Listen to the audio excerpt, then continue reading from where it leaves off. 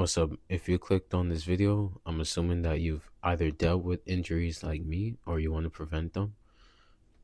Something that I noticed from having injuries, especially if they're injuries that you could have prevented early on, but you just ignored them, is that they lead to more injuries. And I know this is obvious, but recently I've had well, first of all, I want to give you guys a list of like injuries that I've had over time or like surgeries.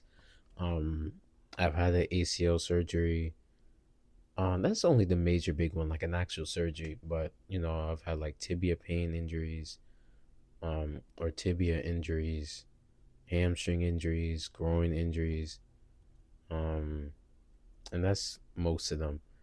But something that I've learned from all of those injuries, well, aside from the surgery, the ACL surgery, I'll get back to that one. Or if you guys want me to talk about that more, let me know. But for the injuries part, it really is best when that initial, when you get that initial feeling of something doesn't feel right or pleasant, it's best to take care of it right away.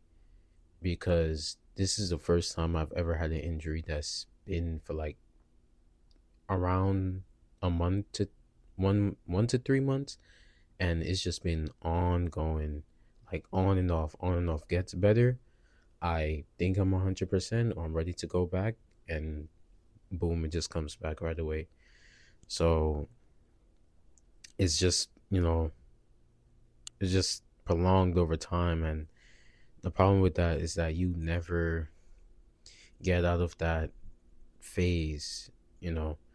And it's kind of interesting because I think, as not even as an athlete, but if you're an active person, you always want to get moving. So once you feel that slight bit of relief, you're just like, oh, I got to go straight back into it. And I wonder if that's just how we're wired. For example, because humans are habitual creatures. So when we do patterns for a while and we have to like break them, it's difficult. So for example, let's say if you've been active for so long and you get an injury, but you have to, relax and ice, elevate, and, keep things to a minimum. And since you're so habitual, like in that state, like, oh, you're doing this, you're doing that, everything's just from point A to point B. When you get that injury, it's not as easy as just, oh, let me just take a break. It's like that habit is still in your brain, to where it's not as easy to just rest because it feels weird. So I think that there's a lot of psychological things with it too. I don't know if people talk about that part, but yeah, that's what I think. But to give you to go into more depth of the experience I've had recently, it's with the what is it? It's with the groin injury. So it's been from 1 to 3 months. And on my recent video, I was talking about like, if you came in last place in your race, watch this. But this is just kind of to connect with that video, is that the reason why I performed so poorly is because, one, I didn't give my body the time to rest. So of course the results showed for that.